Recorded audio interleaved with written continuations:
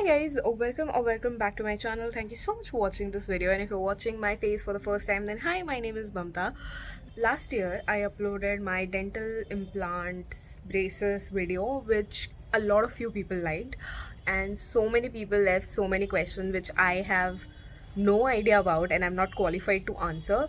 So I have requested my dentist to answer all those questions for you people, and I hope this video will be a little helpful for those who are looking for some advice or seeking some sort of information online. So I think this could be a good guide because this video is directly coming from a qualified person. Let's just start with the questions. So guys this is my doctor Varun Bansal, और इन्होंने मेरा सारा treatment किया था. So I have written down few questions जो बहुत frequent थे video पे, तो मैं तो बिल्कुल भी क्वालिफाइड नहीं हूँ इनका आंसर करने के लिए. So he will be answering this for you.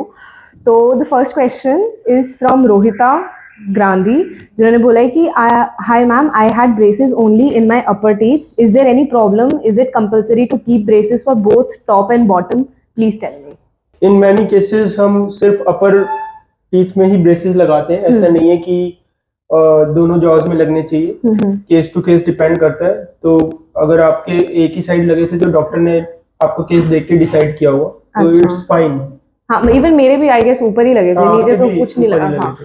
And then Suhaib Sajjad ने पूछा है ट्रीटमेंट टाइम पीरियड. ये बहुत लोग मुझसे पूछते हैं कि ट्रीटमेंट में टाइम कितना लगता है, but I guess it differs from case to case. Exactly, कि केस टू केस डिपेंड करता है. कई केसेस 5-6 मंथ्स में भी कंप्लीट हो जाते हैं और कई केसेस में 1 ईयर भी लग जाता है. तो केस टू केस डिपेंड करता है. बट मैक्सिमम टाइम अगर मैं कहूँगा तो around 12 to 14 months maximum time रहता है. इसमें सभी केसेस कंप्लीट हो जाते हैं, इससे कम टाइम में. तो मशूक हुसैन ने पूछा है ma'am, I have a protrusion in upper jaw, in scissor left jaw only. Can I get corrected without braces? मेरे को तो समझ भी नहीं आया था. प्रोट्रूजन मतलब टीथ बाहर को है. वो ये कहना चाह रहे हैं कि अपर के टीथ, ऊपर वाले जो टीथ हैं जॉ के, वो बाहर है. तो जनरली अगर आपके टीथ प्रोट्रूडेड हैं तो ब्रेसेस से ठीक हो सकते हैं. और उसके अलावा कुछ कॉस्मेटिक ट्रीटमेंट्स भी होते हैं, बट वो इतने कंजर्वेटिव नहीं होते. उसमें क्या करते हैं, टीथ को ग्राइंड करके क्राउन्स कई बार एडवाइस की जाते हैं. हालांकि हम नहीं करते ये ट्रीटमेंट. तो ब्रेसेस ही आइडली सूटेबल है. बाकी तो हम केस देखकर ही बता सकते हैं, बट जैसे लग रहा है इनके क्वेरी से, मोस्ट प्रॉब्ली इनके ब्रेसेस ही लगने हैं. एंड मतलब मोस्टली क्वेश्चंस जो लोग पूछ रहे होते हैं कमेंट सेक्शन में, आई फील कि जब तक आप आके डेंटिस्ट से मिलोगे नहीं तब तक वो नहीं बता सकते कि आपको कौन सा ट्रीटमेंट मिलेगा. Every case is different, every case is unique. तो केस देख के ही हम exact treatment plan which is customized according to the patient वो बताते हैं. Right. Then नितिन नेगी हैं, जिन्होंने पूछा है I heard someone say that after the removal of braces the teeth start coming back to their place. Is it true? Braces हटने के बाद हम हर पेशेंट को 2 टाइप्स ऑफ रिटेनर्स देते हैं. एक तो फिक्स रिटेनर और एक रिमूवेबल. तो रिमूवेबल सिर्फ नाइट टाइम वेयर के लिए यूज करना होता है.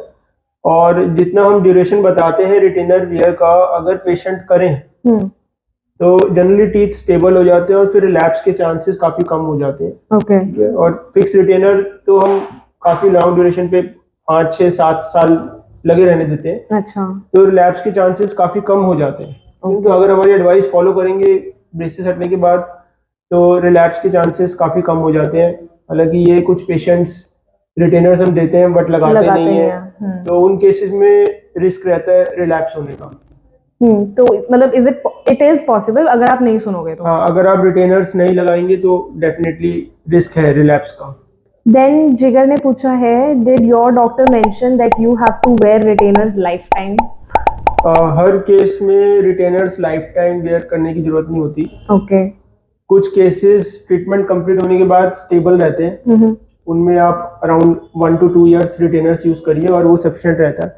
बट हाँ, कुछ केसेस में जैसे अगर पेशेंट को टंग थ्रस्टिंग होती है, टंग से, जैसे दीदी का केस था, टंग से टीथ को पुश करते हैं कई पेशेंट, उनकी टंग थ्रस्टिंग ठीक नहीं हो पाती. तो उसमें रिलैप्स के चांसेस रहते हैं कि ब्रेसेस हट गए, हमने स्पेसेस एक बार क्लोज कर दिए, बट टंग थ्रस्टिंग बहुत सीवियर है तो चांसेस रहते हैं रिलैप्स के. तो उन केसेस में एडवाइस करते हैं कि सिर्फ नाइट टाइम वेयर आप रिटेनर्स लॉन्ग टर्म के लिए कंटिन्यू करें, बाद में चाहे रेगुलर ना लगाएं लेकिन वीक में 2-3 टाइम्स नाइट टाइम में सिर्फ जरूर लगाएं आप। ओके, आई थिंक रिटेनर्स वाला क्वेश्चन आंसर हो गया सबका। उसके बाद भी किसी ने कुछ पूछा है, ब्रेसेस रिमूव होने के बाद कंटिन्यू 24 या 22 आवर्स तक रिटेनर कितने मंथ तक पहनना था? एक्चुअली जो रिमूवेबल रिटेनर है वो हम सिर्फ नाइट टाइम वेयर के लिए एडवाइस करते हैं। ओके। क्योंकि साथ में एक फिक्स रिटेनर भी दिया होता है हमने जो टीथ के पीछे होता है। हाँ। ठीक है, तो रिमूवेबल रिटेनर जो है सिर्फ नाइट टाइम वेयर के लिए एडवाइस करते हैं, 22 या 24 आवर्स के लिए हम नहीं एडवाइस करते। देन फरहीन असगर ने पूछा है कि ब्रेसेस लगाने के लिए साइड के 2 या 3 दांत डॉक्टर निकाल देते हैं, ऐसा जरूरी है?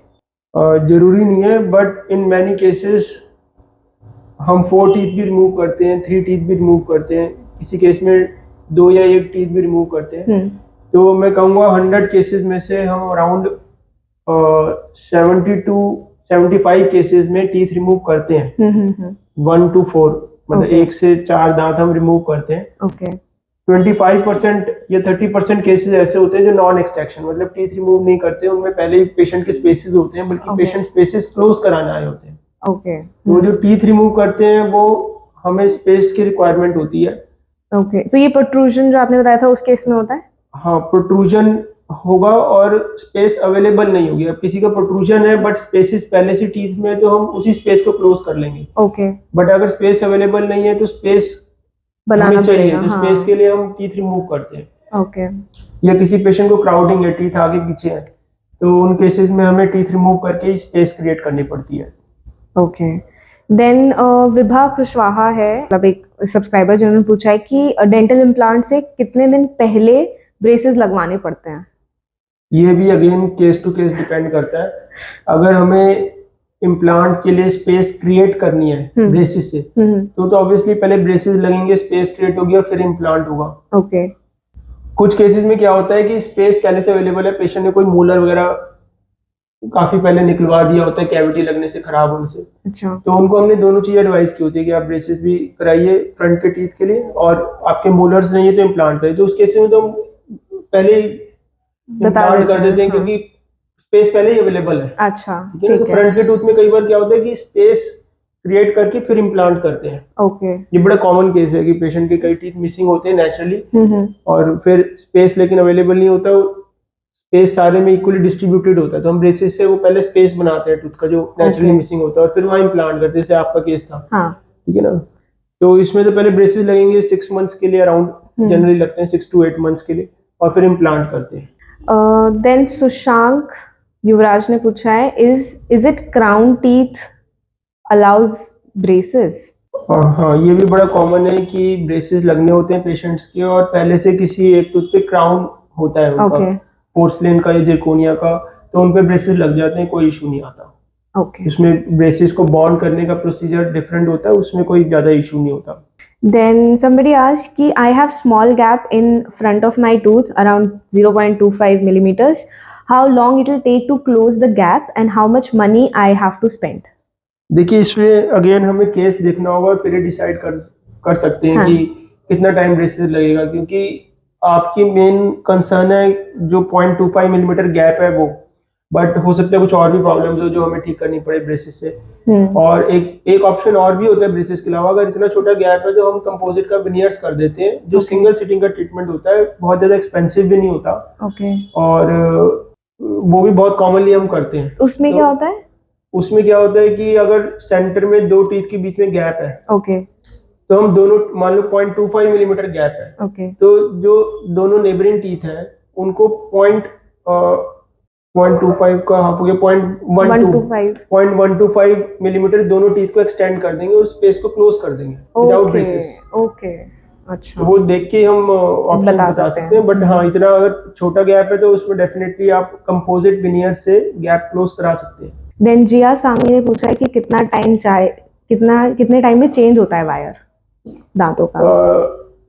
जनरली हम अराउंड 25 to 30 डेज में पेशेंट्स को रिकॉल करते हैं।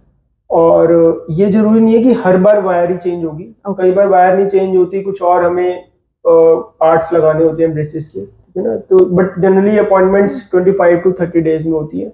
कुछ अपॉइंटमेंट्स होती है जो हम ज़्यादा टाइम में भी लेते हैं, कई बार 45 डेज में भी बुलाते हैं पेशेंट्स को। Okay. वो डिपेंड करता है कि ट्रीटमेंट किस स्टेज पे है, और कई बार हम बहुत जल्दी बुलाते हैं, मतलब 18-20 डेज में ही बुला लेते हैं, but on an average 25 to 30 days में हम पेशेंट को रिकॉल करते हैं। ओके। सौरभ सिन्हा ने पूछा है कितना टाइम लग जाता है ब्रेसेस रिमूवल करने में। I think the answer is 1 year to 1.5 year। इससे ज्यादा तो किसी ब्रेसेस ट्रीटमेंट में नहीं लगता है, राइट? हाँ, जनरली मोस्ट केसेस में लेस देन 1 year, हाँ। अराउंड 10 months, 11 months, 12 months में ज्यादातर पेशेंट्स के ब्रेसेस का ट्रीटमेंट कंप्लीट हो जाता है। तो बीच में, मतलब ये मैंने शायद क्वेश्चन यहाँ पे लिखा नहीं है, but there was this comment जहाँ पे किसी ने लिखा होता कि उनके ब्रेसेस ट्रीटमेंट में 2-2.5 साल लग रहे हैं। देखिए, हमारे क्लिनिक में आज तक, मतलब इन लास्ट 12-13 ईयर्स हमारे यहाँ कोई केस नहीं है जो 2 years चला हो। ओके। ठीक है ना, तो कह नहीं सकते वो क्या इशू रहा होगा, मतलब अगेन केस डिपेंडेंट हो गया ना। देन अरमान ने बोला है कि 16,000 for implant for zirconia crown both. Plant plus zirconia crown के ये टोटल चार्जेस हैं। इम्प्लांट्स के चार्जेस बहुत ज्यादा हैं, मतलब स्टार्टिंग फ्रॉम 30,000 रहते हैं। हाँ। बाकी जगह तो हमने भी 1-2 वेराइटीज के इम्प्लांट रखे हुए हैं, बट ये जो बेसिक है इट इज वेरी गुड, कोई प्रॉब्लम नहीं है। और ये हमने रखा इसलिए है कि most patients can afford it. Okay. ठीक है ना, कि या अगर 30-40,000 का implant generally half of the patients के लिए अनअफोर्डेबल हो जाता है। ये हमने रखा ही जो बेसिक टाइप है इम्प्लांट का, कि ज्यादातर पेशेंट्स ये करा लेते हैं। फैक्ट। बट मेरा भी एक फ्रेंड भी था, वो भी यही बोल रहा था कि उसको इम्प्लांट कराना है, तो आई गेस वो क्लोज से ही अपना ट्रीटमेंट करा रहा था। उसका कुछ 45,000 का कुछ टोटल बिल बन रहा था। तो I think 16,000 is still affordable for an implant. There's this one person जिसने पूछा है, as you mentioned it was a milk tooth, what happened to the permanent canine tooth, could they reposition the impacted canine tooth? आपका देखिए, permanent tooth जो missing था वो naturally absent ही था, वो अंदर इम्पैक्टेड नहीं था। हाँ। अंदर बोन में प्रेजेंट ही नहीं था, तो रिपोजिशन तो करना नहीं था हमें, तो स्पेस उसकी क्रिएट करके और टूथ इम्प्लांट हमने आपका किया था। मतलब उसका कोई वो नहीं था, क्या बोल सकते हैं उसको, रूट नहीं था। हाँ, टूथ ही नहीं था। कई पेशेंट्स को क्या होता है कि टूथ माउथ में प्रेजेंट नहीं होता, बट अंदर बोन में इम्पैक्टेड होता है। इम्पैक्टेड का मतलब वो अपनी पोजीशन पे नहीं आ पाता, बोन में रहता है, स्टक हो जाता है। तो उसको हम ब्रेसिस से छोटी सर्जरी करके एक्सपोज करके ब्रेसिस से उसको बाहर ले आते हैं अपनी पोजीशन पे। अच्छा। बट आपके केस में था ही नहीं। हाँ। ठीक है। बिलाल ने पूछा है, मेरे नीचे के टीथ बहुत ज्यादा अंदर है और ऊपर के बाहर है, तो उसके लिए क्या मैं ब्रेसेस लगवाऊं या सर्जरी करवाऊं? ये एक बहुत कॉमन केस है जो आता है, जिसमें नीचे के टीथ बहुत अंदर होते हैं और ऊपर के टीथ बहुत बाहर होते हैं। तो इसमें देखना पड़ेगा केस ना कि सर्जरी का है या ब्रेसिस से ठीक हो सकता है। ओके। ज्यादातर केसेस तो ब्रेसिस से हम ठीक कर देते हैं और बहुत अच्छे रिजल्ट आ जाते हैं। ऊपर के टीथ पीछे हो जाते हैं, काफी स्माइल इंप्रूव हो जाती है। ओके। बट हाँ, कुछ केसेस, बहुत रेयर केसेस होते हैं जो जिनमें इतना ज्यादा डिफरेंस होता है कि वो सर्जरी के लिए जाते हैं फिर। ओके। और सर्जरी में क्या करते हैं वो लोग? सर्जरी में फिर बोन को रिपोजिशन करते हैं। कि बोन में प्रॉब्लम होती है तो बोन को रिपोजिशन करते हैं। तो वो तो केस हम देख के ही और एक्सरेज करके आपके फिर ही बता सकते हैं। तो अगेन केस डिपेंडेंट है। मैं जो क्लिनिक का लिंक है वो, मतलब एड्रेस नीचे डिस्क्रिप्शन बॉक्स में मेंशन कर दूंगी। अगर आप कॉल करके अपनी क्वेरी पूछना चाहते हैं तो आप वो भी कर सकते हो। एंड कुछ कॉमन क्वेश्चंस थे जो हर बंदे ने पूछे ही हुए थे उसके नीचे, तो मैंने नाम नहीं लिखा है यहाँ पे। बट पहला जो मोस्ट कॉमन क्वेश्चन था वो कॉस्ट का था। आई थिंक बहुत सारे लोगों के रिस्पेक्टिव एरिया में बहुत ज्यादा प्राइस चार्ज कर रहे हैं, तो they really want to know the cost of a simple dental treatment here. Simple जो ब्रेसेस लगते हैं उसका चार्जेस स्टार्टिंग फ्रॉम 18,000 है। ओके। प्लस अगर एक्सरेज वगैरह होते हैं तो एक्सरे के चार्जेस होते हैं। कोई अप्लायंस एक्स्ट्रा लगना होता है तो अप्लायंस के चार्जेस होते हैं। ओके। इम्प्लांट के चार्जेस बेसिक जो है वो 11,500 रुपीज है। ओके। उसके ऊपर क्राउन जो लगता है, क्राउन के चार्जेस होंगे। ओके। कोई एक्सरे होना है तो एक्सरे के चार्जेस होंगे। ठीक है। और क्राउन के चार्जेस कितने होते हैं? क्राउन के चार्जेस जिरकोनिया के 6,000 रुपीज है। ठीक है। देन वही वाला क्वेश्चन है, ब्रेसेस से दांत वीक हो जाते हैं? देखिए, ब्रेसेस से टीथ, अगर ब्रेसेस एक्चुअली क्या है, ब्रेसेस में हम बहुत लाइट फोर्सेस यूज करते हैं। ठीक है ना, तो इतनी लाइट फोर्सेस से कोई टीथ वीक नहीं होते। ओके। और बल्कि बेनिफिट होता है। अगर टीथ आपके क्राउडेड है, आगे पीछे हैं, तो उनको हाइजीन मेंटेन करना मुश्किल होता है, उनमें पायरिया जल्दी लगता है, बल्कि वो जल्दी वीक हो जाते हैं। ओके। रेदर देन जो हमने एक वेल अलाइन टीथ ब्रेसेस से कर दिए और अब उनको हाइजीन मेंटेन करना इजी है, क्लीन मेंटेन करना इजी है, तो वो आपके ज्यादा एज तक मतलब टीथ स्ट्रांग रहेंगे। ठीक है ना। बट डेफिनेटली ब्रेसेस से कुछ रूट रिजॉर्प्शन होता है कि मतलब अगर आपका टूथ 22 मिलीमीटर है तो ब्रेसेस के बाद वो 21 मिलीमीटर रह जाए। ओके। ठीक है ना। तो बट दैट इज इनसिग्निफिकेंट। अगर आप benefit versus pros and cons आप देखेंगे तो, और दूसरा क्या है कि मैंने बताया जैसे हमारे यहाँ ट्रीटमेंट, हमारी कोशिश रहती है कि पेशेंट्स का 1 ईयर में हम ब्रेसेस हटा दें, लेस देन 1 ईयर। तो ये जो रूट रिजॉर्प्शन के चांसेस हैं ये वहाँ ज्यादा रहते हैं जब आपका 2 साल 3 साल ट्रीटमेंट चल रहा है। अच्छा। ठीक है ना। जैसे अब कोविड के बाद हमारे पास कई पेशेंट्स दिल्ली से बाहर से आए जिन्होंने पार्शियल ट्रीटमेंट कहीं और से लिया हुआ था। अच्छा। और कोविड में उनकी 1-1 साल अपॉइंटमेंट ही नहीं हुई। हाँ। 1-1 2-2 साल तो वो कह रहे थे हमने 3 साल पहले शुरू कराया था। तो वो कई क्लिनिक से नहीं खुले कोविड में, हमारे तो क्लिनिक ओपन था। हमारे जनरली किसी पेशेंट का ऐसे लेट इतना डिले नहीं हुआ कोविड के से, बट फिर उन पेशेंट्स में ज्यादा रिस्क रहता है। ओके। देन इम्प्लांट का एक बहुत कॉमन क्वेश्चन था पेन, कि पेन कितना ज्यादा होता है और मतलब मतलब बेरेबल होता है नहीं होता है, करवाना चाहिए नहीं करवाना चाहिए, ये एक बेसिक क्वेश्चन था। देखिए इम्प्लांट का प्रोसीजर बहुत सिंपल है, बिल्कुल पेनलेस है। कोई ब्लड नहीं आता, एक बिल्कुल मिनिमल मतलब ब्लीडिंग होती है, कोई स्टिचेस नहीं होते जनरली आजकल, और पेन तो बिल्कुल ही नहीं होता जनरली। मैं कहूंगा कि रूट कैनाल से भी सिंपल प्रोसीजर है। रूट कैनाल में भी 2-3 बार आपको आना पड़ता है और हर बार 20-25 मिनट्स लग जाते हैं, बट इम्प्लांट में हार्डली 10-15 मिनट्स लगते हैं। उसका रीजन ये है कि हमारे पास सीबीसीटी है। अच्छा। तो पहले हम सिटी स्कैन करके हमें 3D इमेज बोन की मिल जाती है। और इसके अकॉर्डिंग हम बिल्कुल कॉन्फिडेंटली बिल्कुल एक ही डायरेक्शन में बोन में इम्प्लांट प्लेस कर सकते हैं। We don't have to do guess work. ये हमें ज्यादा गम्स को कट नहीं करके देखना पड़ता कि बोन कहाँ पे है, क्योंकि पहले हमें सिटी स्कैन से बोन की एग्जैक्ट इमेज मिल चुकी है। एग्जैक्ट इमेज, एग्जैक्ट विड्थ कितनी है, एंगुलेशन क्या है, लेंथ हाइट कितनी है बोन की, नर्व की पोजीशन क्या है, साइनस की पोजीशन क्या है, सब कुछ पहले ही पता चल जाता है। एंड मतलब थोड़ा बहुत जो पेन होगा भी वो आई थिंक 1 वीक के अंदर आपको पता भी नहीं चलेगा। जनरली मतलब बहुत ही मिनिमल पेन रहता है। कई पेशेंट्स तो मेडिसिन लिखते हैं, मेडिसिन भी नहीं लेते, वो कहते हैं कि हमें पेन पता ही नहीं चला। देन इम्प्लांट में और उस क्राउन लगने में कितना टाइम रहता है?